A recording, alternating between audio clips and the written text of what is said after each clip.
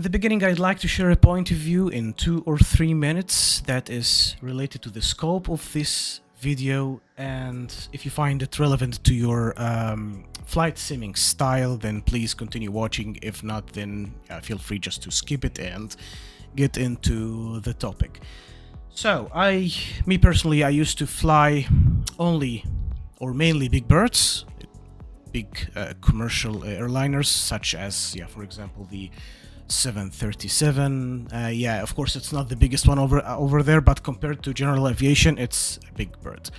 And maybe sometimes I fly a Cessna 150 for training purposes. And since I'm a casual student pilot, and that's it. And it's pretty amazing, all of the procedures, etc., etc. But at a certain point, I found it really overwhelming in terms of the time consumption. It consumes a lot of time, and if I'd like to enjoy a flight between whatever I have in my personal life, it's quite overwhelming and very difficult to do this. So if you'd like to have a quick flight before dinner, or you know what I mean, I guess.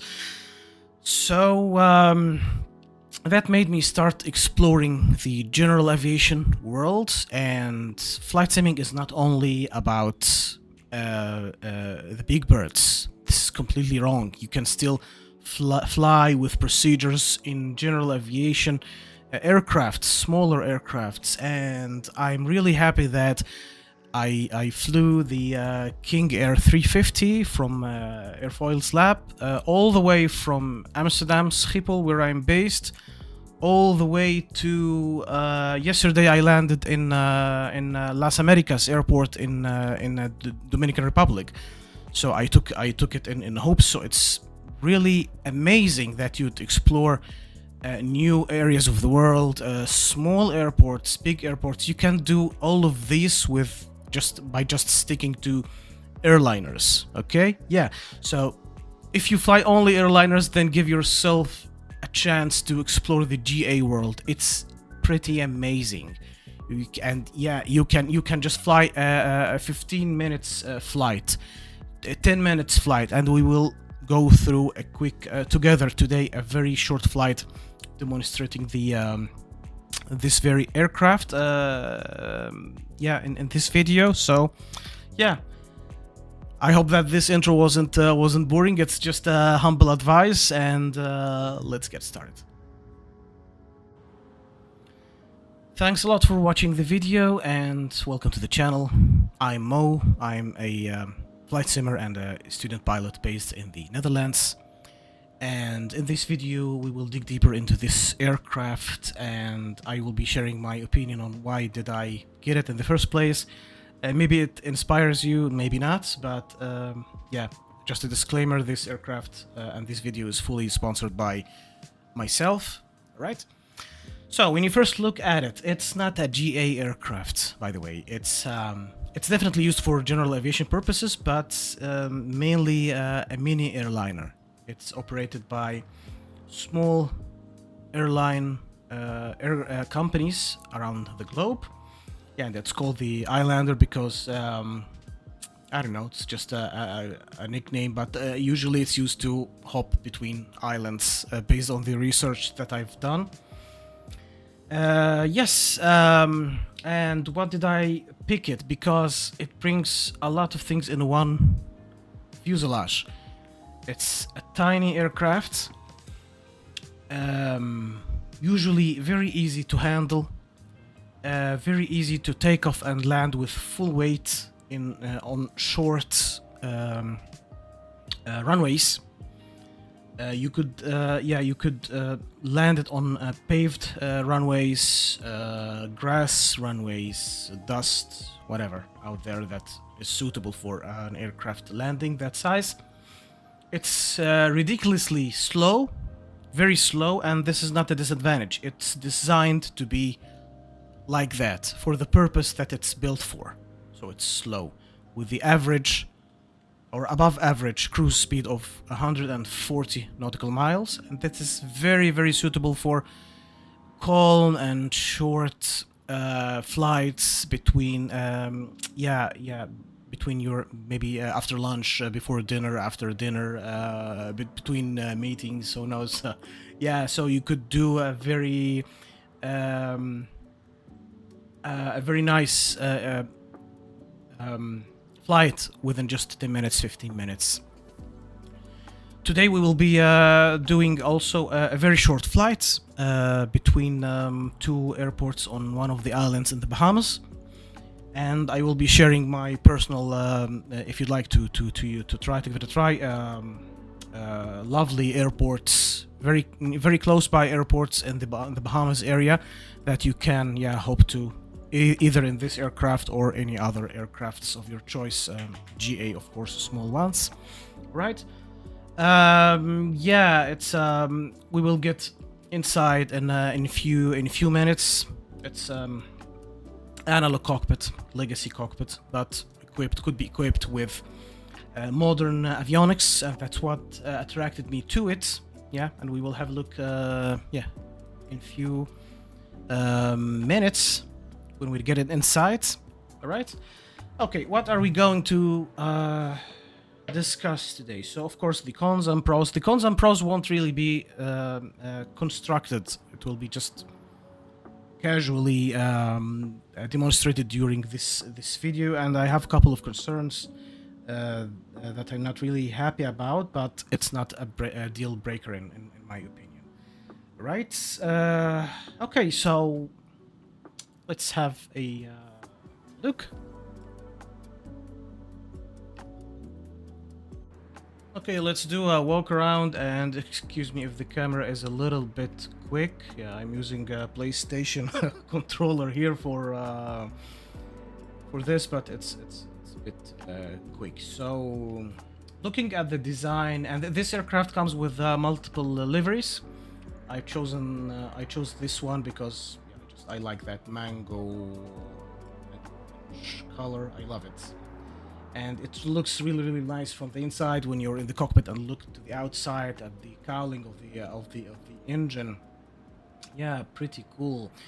But before we take that walk around, so this aircraft was first produced in the late 1970s, in the UK, of course, by a British company. And the maximum takeoff weight is 6,600 pounds, which is equivalent to 2,900 kilograms. Since I'm in the Netherlands, I use the kilograms units. Okay. Again, the average or the above average cruise speed is 140, and between islands or very close by airports, that's enough. It has 10 seats inside. 10 seats inside. We will get to the details of the interior right after. 10 seats, including the crew seats, which means 8 passengers, unless you would like to have a passenger next to you as a pilot. So including the pilot, these are 9 souls on board. Yeah, and I really like the how TorqueSim took care of the tiny details. Maybe the movement of the ailerons. Of the horizontal stabilizer.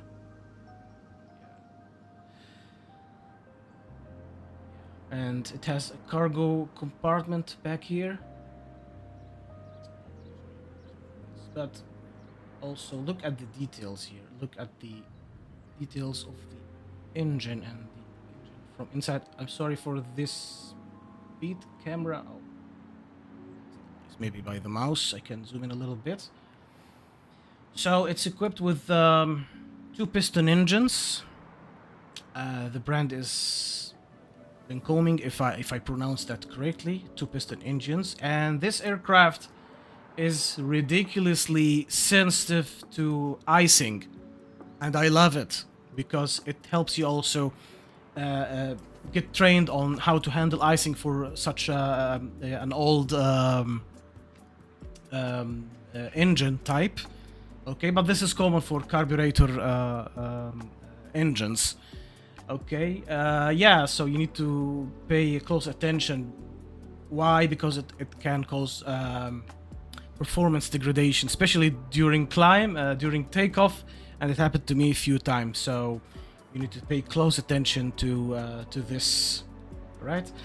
Okay, so I think that's cool for the exterior. Let's have a look at the interior, but let me switch the camera to the inside here, and I hope the camera will be more controlled. Let's have first a look at the back here, and I really like that the passengers are animated. Look at the details outside here. You look from the window at the engine. It's really impressive. I fly only in VR, by the way, and yeah, the level of immersion of this aircraft, so that it brings, it's awesome. It has the engines make a lot of noise, but you can just put on a headset. I will show you in a second. It has yeah, enough space back there for yeah, cargo, baggage, whatever. Okay. The doors opening is animated. It has also chocks and cones, but I didn't bother.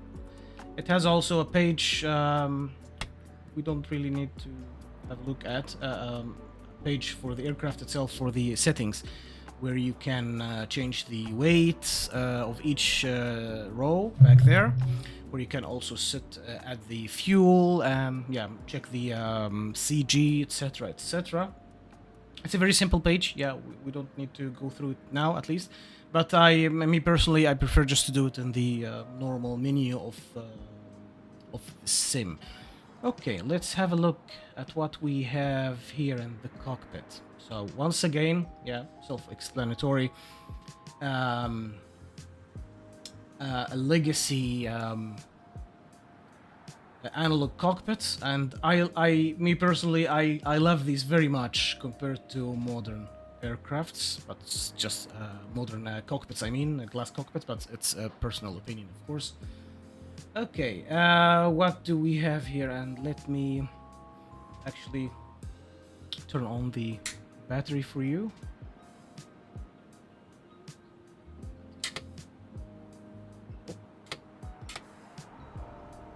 What happens sometimes. Yeah, now it's on. And this aircraft comes with 3 different cockpit setups. All of them are, of course, analog, but in a mix with modern avionics. Okay, and the avionics, the modern avionics, is sold separately. Just to be clear about this. So, first off, it has one that is default. Default cockpit, which has a traditional analog attitude indicator and HSI. Okay, but as you can see here, this is another cockpit setup. It equips a modern attitude, PFD-like, and a EHSI. This is definitely sold separately from RealSim Gear, that company. Okay, and it also supports third-party Garmin avionics. I have here the TDS avionics, the TDX 750XI. Okay, and yeah, it has here the 750 module and the 760 over there. I've never used the 760; it's too small to read in, and but anyways. Okay, what do we have up here? Let me go up a bit. So we have here the engine, the engine controls to start the engine, the fuel pump, everything, and we will have we will start it from cold and dark. It's very easy to start according to the if you follow the documentation, and it comes with a pretty handy documentation. This aircraft. We will go to the documentation later on in this video. Okay, but if you look at the details, the reflections, which reflections. Yeah, I can see here the reflections. Oh, the aircraft glass. Yeah, it's pretty.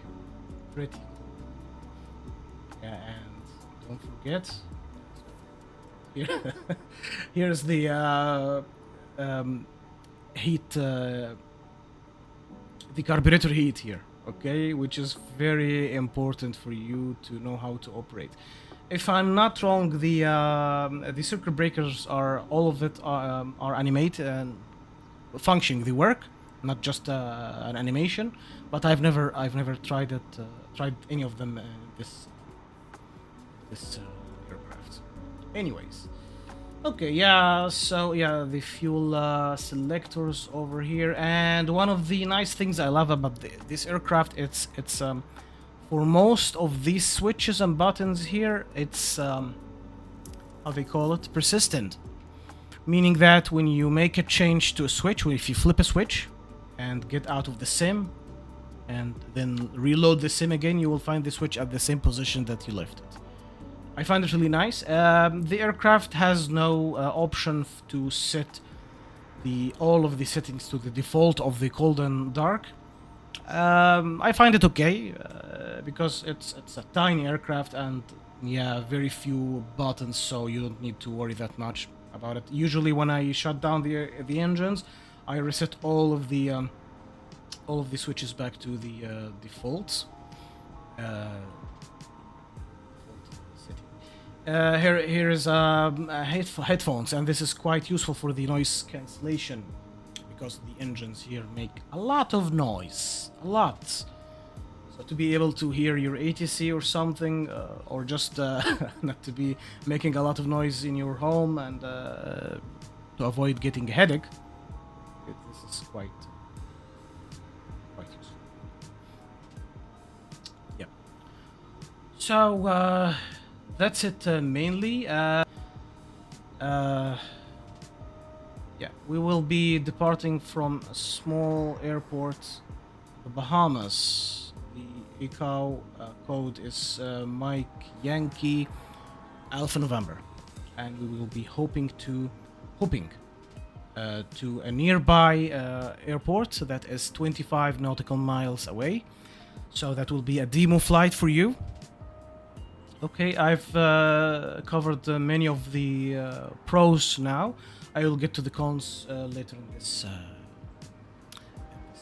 video. So let's switch inside and let's fire it up. Alright, so I will do my best to move my head as slow as possible. Yeah, because I fly only in VR. Okay. But let's light up this bird first. Things first, let me just remove this. And it's really cool that you can remove just one yoke, not both. I need to put my avionics, make it ready, make it smaller. Yeah. TOS system test okay. Because it's quite handy to operate the TDS in this pop-up instead of here. It's difficult. And yeah, I find it difficult. Let's set this first to the VFR because we are flying, of course, just VFR. Great. So let's start the engine now. Beacon lights on. Okay, and this isolation switch needs to be not this one. This one needs to be on. Okay, fuel pumps on. Yeah, and we don't really. Yeah, let me perform part of the official startup procedure. And since this is the first start of the engine of the day, we need to prime it 4 to 6 times. For this model, it's could be just 4 times like this, and leave it like that. Okay, we are good to go. Props clear, and this is the start button. No, not this. Hold on. This one. Start. Engine.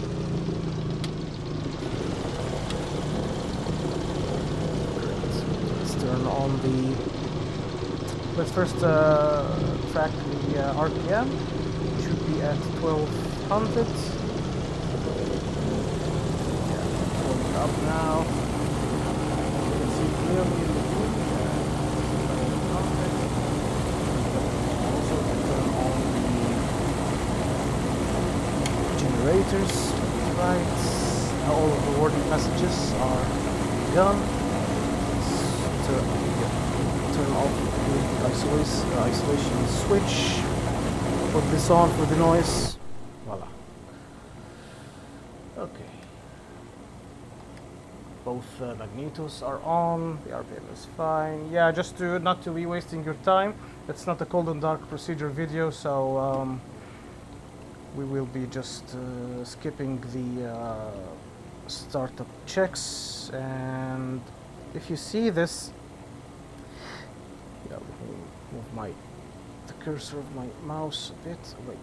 Yeah, if you see that these gauges down below, these are the carburetor heat, and these are very important. You need to pay close attention. Now this is the carburetor heat turned on. This is off. Yeah, that's what you need to pay attention to avoid any engine icing. Great. So we are here at this aircraft. At this airport, I mean, and let's go to a nearby airport. Turn on the avionics first from a switch over there. Yep, avionics on. And let's go to a nearby airport, which is Antonius Town. Yeah, this one, and let's set it as a destination. And I'm not sure about the wind speed today, wind direction I mean. I will check the sleeve in a second. Great, so this is the way, all the way. It's, yeah, the destination of the distance, as you can see here, it's 25 nautical miles. It will be a very short one, very pleasant flight, in my opinion. Okay, let's turn on the landing lights, the nav lights. Are these not moving? Yeah, they're moving. Yeah. Okay. Let's set the baro. I guess in this airport it's just a little bit above the sea level, but who cares for now? It's just a demo. Okay. RPM, and yeah, now let's turn off the fuel pumps. We don't need them for now. So look at the fuel pressure, it's now back low. I will turn on the fuel pumps again during the takeoff. Flaps, let's set it for now, not to forget it, to the takeoff position of the flaps. Yeah, maybe turn on the internal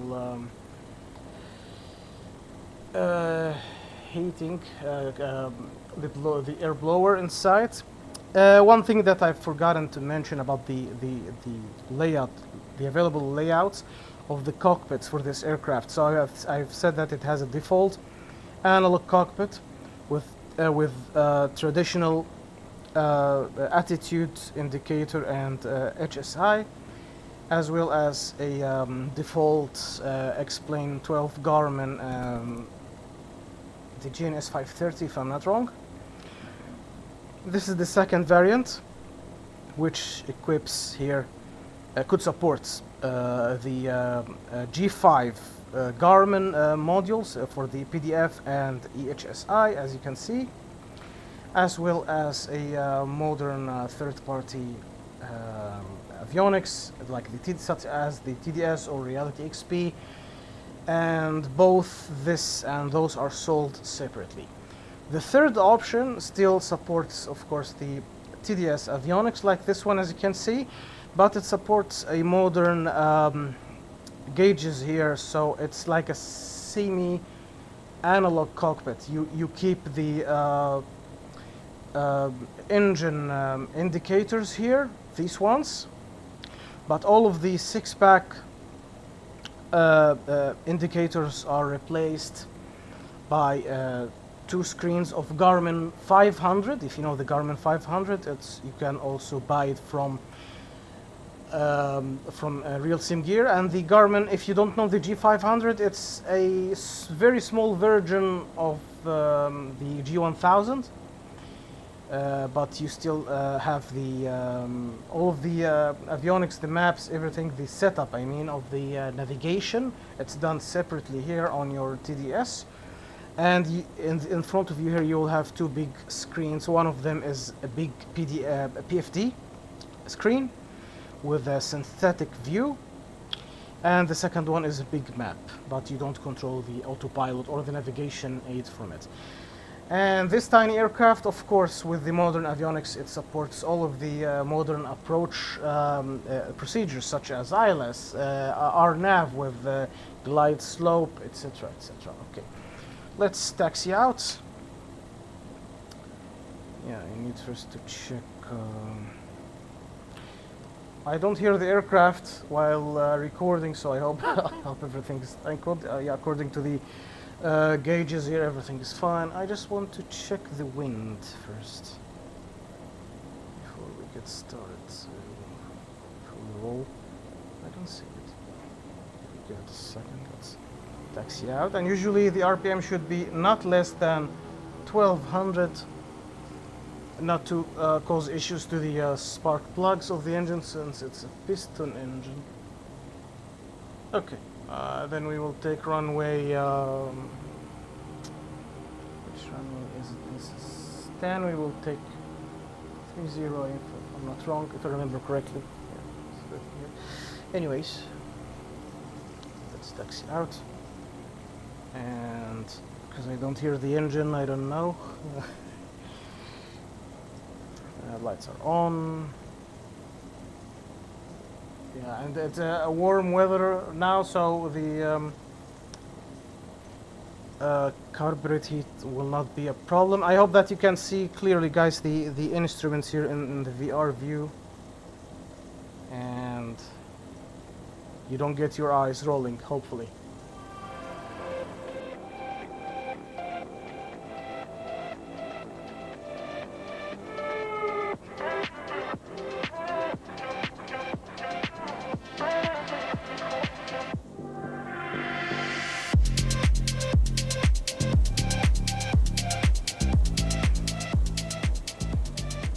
I believe that's enough. We can just take off from here. It's capable of performing short takeoffs with the full weight, and I think it's at its full weight now. Okay, fuel quantity, cool. Okay, let me set the parking brakes for a second, and let me also, for the performance purposes for VR here, let me put the VR frames per second monitor for this, and for non-VR it should be way more than this, but for VR that's fine. That's around 50 frames per second based on your hardware configuration. Of course, I will put the hardware specs that I use in the description of this video. Okay, flaps set. I believe that everything is fine. Carburetor heat is okay. Okay, we will be climbing to 1500 feet. Okay. Why is it not? Oh, yeah. Let's set the transponder. Hold on. The transponder. Maybe if I set it to on, it will turn it. Yeah, now it's turned on the physical one here. So just let's keep it to 7,000. That's the autopilot. I will climb to 1500, but I don't need to set it here. But look at the engines, how beautifully they are animated. See, I really love that. Really impressive. Okay. So the internal, the heating is off. Okay, let's roll.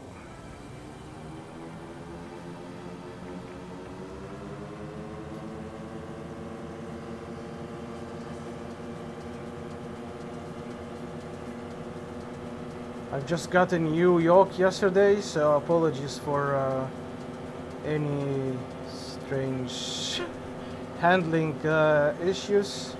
I'm still getting used to the sensitivity of that one. Yeah, climb. And let's keep the climb rate around 500 for now.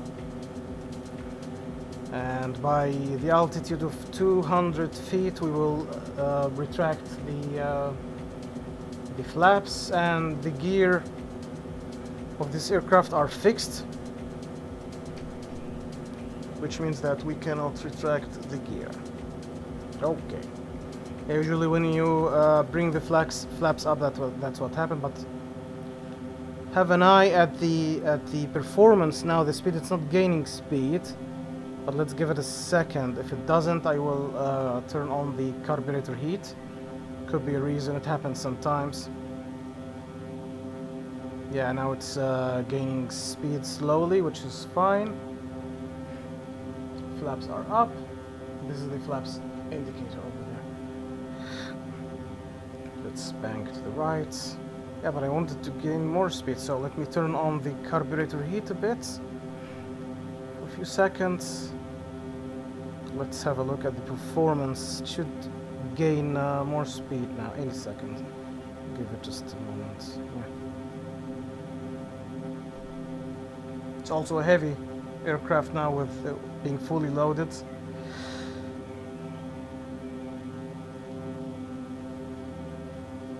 The time in the sim is around 11 a.m. local time in the Bahamas. We are now heading to Antoniostown, but let's keep the climb speed, vertical speed, to 500 for now.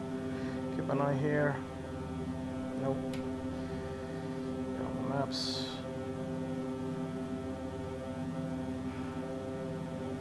Can reduce the RPM a little bit. Can reduce the RPM actually a bit more even. Yeah.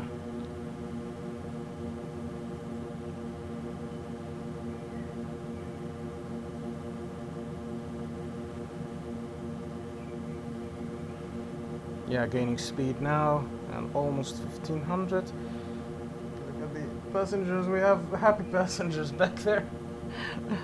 Oh, hold on. Vertical speed is, yeah. Now, should level up.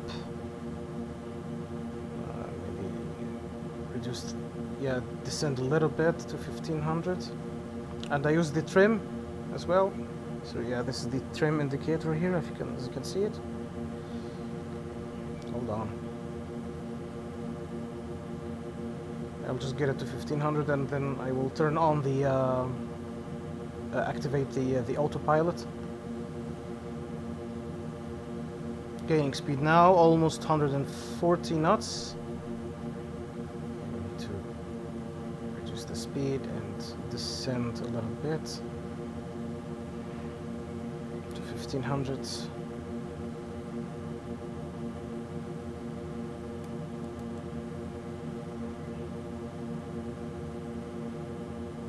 Almost 1500, okay, great. Let's level up slowly. Again, yeah, the trimming needs to be trimmed. Oh. Yeah, now it's a little bit trimmed. Okay, great. So let me activate the autopilot over there, maintain the current altitude, and activate the heading. Heading, it will follow the purple line for the route. In the meantime, let me set the destination visual approach. For the destination airport, it should be runway 27. Okay, for now, and yeah, zoom out a bit. There we go. Okay, so let's enjoy the flight. And one of the other things that I like about this aircraft, let's bring this all the way here to the column to 2100 RPM. That's enough. And lean the mixture a little bit. Okay. Yes, I consider it a study level aircraft, and it's easy to handle. It could get heavy during banking, during the final approach, if it's really heavy. So at lower speeds, it gets really heavy on the yoke. Okay, which is fine, but you need to keep this in mind. The average approach speed of this aircraft is 65 knots. And upon the touchdown, you should bring it a little bit slower to be 60 knots and start flaring, and it could easily, get pulled down by gravity and have a very smooth landing. Since it's a slow aircraft, it's really, really good for practicing how to fly. And again, in my opinion, since this aircraft brings both worlds together, the general aviation and the airliner here with the passengers back there, and I really love this livery from an airliner that I don't really have the name of that airliner on top of my head right now, but you can read it in the config page of the aircraft. So it's really cool. Brings both worlds in a single box. Slow, nice, calm. And another great feature about this aircraft, according to the official documentation of the flight manual, it sustains a crosswind of 30 knots with no issues. And I've tried this myself, landing in the Douglas airports in the Isle of Man Islands in the UK, with a gusting crosswind of 35 knots, and it was almost a perfect landing, because the aircraft is slow, so it gives you the time to center it at the center line. With that gusting weather of 35 knots, I couldn't, of course, land it on the center line exactly, a little bit to the left of the center line, but at least I was able to get a score of great landing. And so for bad weather, it should operate very, very well as well. So you can practice bad weather with it. You can practice such a calm weather like in the Bahamas here. And again, I will put a list of my favorite airports in this area of the world, so you can, if you're interested, you can try your GA aircraft, or this aircraft could be in these airports. This a little bit. Sometimes this helps, because the sun now is harsh, you can see with the haze out there.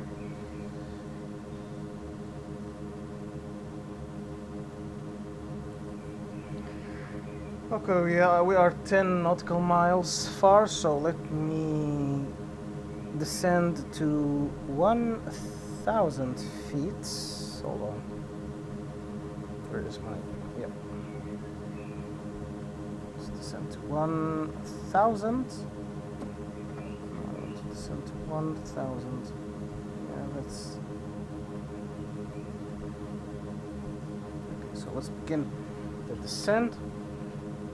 Activate the vertical speed, reduce this throttles, pull the throttles a little bit backwards, and no, that's too much. I think 500 is enough, we're not in a rush. And let's select the altitude, so like this, so it levels off when it reaches 1,000. One of the cool things about the G5, let me show you here, and it's not so expensive in my opinion. It has nice information like the outside air temperature, for example, the wind speed and direction, and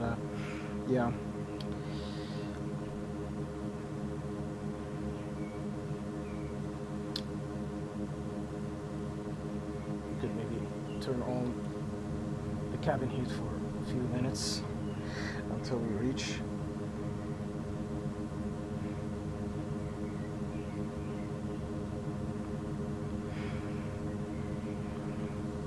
And this annunciator here indicates that the cabin heat is turned on. During the takeoff, I forgot him to turn on the fuel pumps, but it's okay.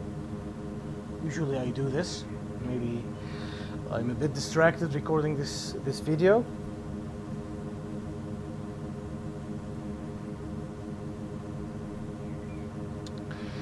One of the cool things also is that for the headset of the noise cancellation here, it has here, let me show you, this volume rocker or knob where you can change the level of noise cancellation according to your preferences. So you don't need to bring the volume up or down for your main speakers.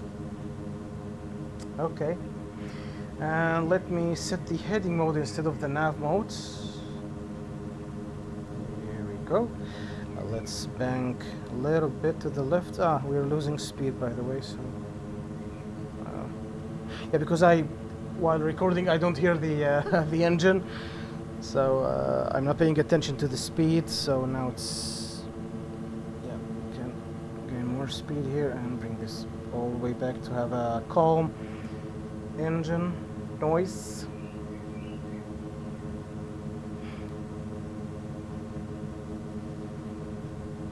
I'll perform a left-hand approach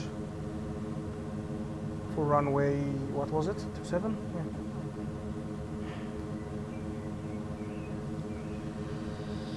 So it's really cool that, yeah, the main benefits of this aircraft for me is that I can perform short hops within few minutes with no need to be wasting a lot of preparation time for flight plan and etc. etc. I fly it also in IFR sometimes, so I make a proper flight plan, load it here in my TDS module, and excuse me.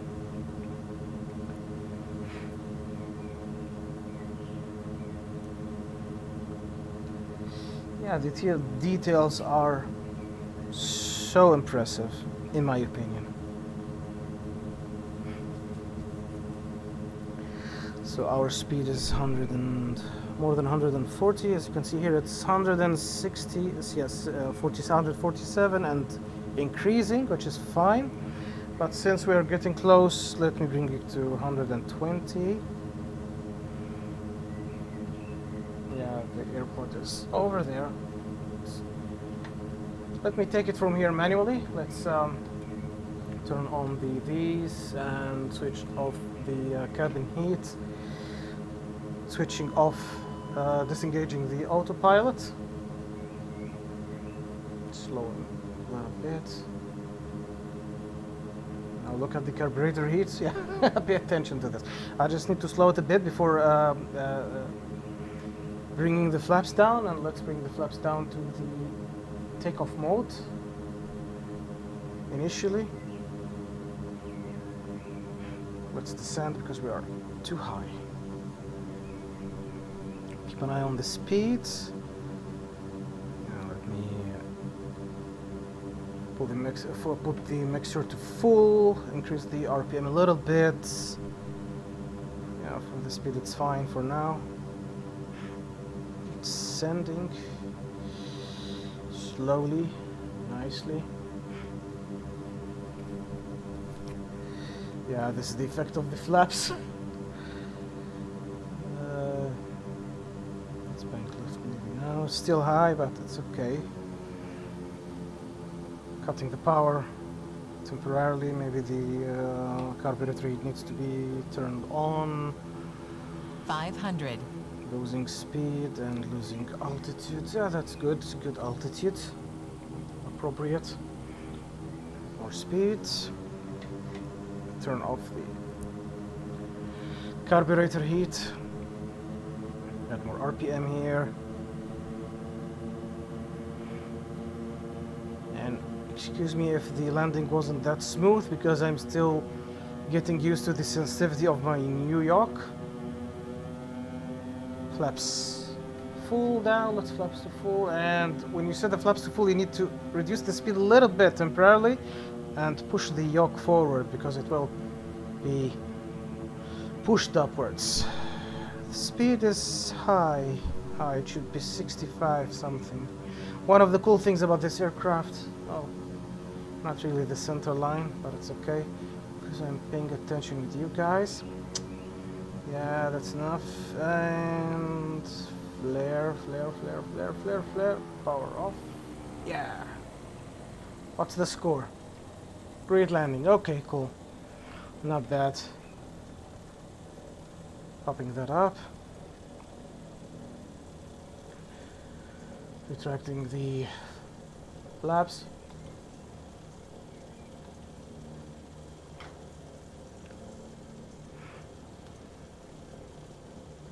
Take the taxiway slow a little bit down.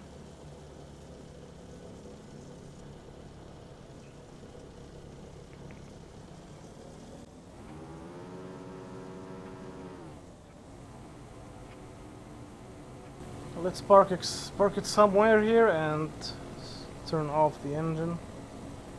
Let's just park it here. It's not a place for parking, but I will just park it here.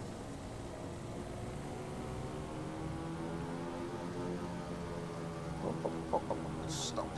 And let's keep the the RPM to 1000 until the engine cools down a little bit. Keep an eye here on this the temperature. I think it's fine. Setting the parking brakes on. Yeah, everything is okay. Turning off all of the lights and then let's shut it down like this.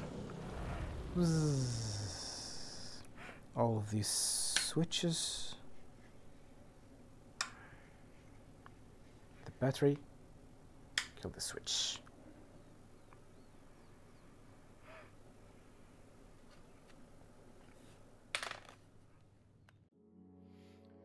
So, I hope that you have enjoyed the show, and apologies if sometime my voice fades.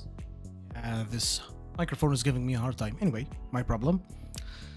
So, final thoughts. The documentation. So, this aircraft is shipped with good documentation for learning purposes. So, it has a operation of the operational manual of the aircraft with decent information that will help you to operate it.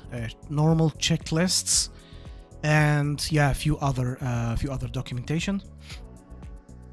What did I not like as a normal user, simmer, customer?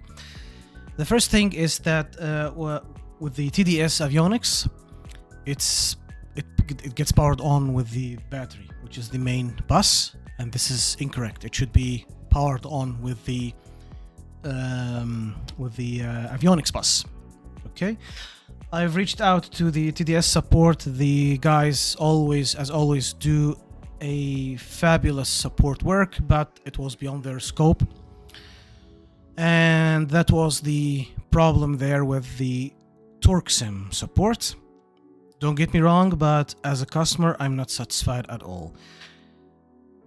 I've tried to reach out to someone who can help me with an answer from the TorqueSim team, but it's like they're treating this aircraft as if it's abandoned. I don't know. For 10 days, I got no answer on their forums, on their Discord server. No one is responding to this aircraft at all. They usually respond only for their flagship aircraft, which is the Citation 525, the Citation jet. It's a fantastic piece of art, that aircraft. So, excuse me. So yeah, for this one, the Islander, they barely give support. After 10 days, someone responded to my message. Finally, after 10 days, and he gave me an answer that I couldn't use. And I don't know. Another thing, the updates stopped for this aircraft. Stopped like a couple of years ago. Now, by recording this video in 2026, and the last update that it got was in 2024, but it's not a showstopper or a deal breaker, because I guess maybe that aircraft is mature enough and maybe it needed no further updates or improvements. And as I can see for other from other developers out there, at a certain point they stopped developing couple of their aircrafts, maybe because the aircraft is mature enough and no need for issuing more updates for it. Could be. Frankly speaking, I have never had any technical issues except with the avionics thingy. Any other than this, zero problems, no bugs. Me personally, I have had no bugs at all, no issues with switch or button, anything here or there, nothing. I love it.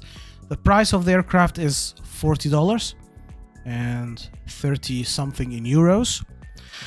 This aircraft has another variant that I'm also interested in, and I may get it in the near future, which is the exact aircraft, but it's equipped with 2 turboprop engines instead of piston engines, and it's called the BN-2T-26. So the T letter stands for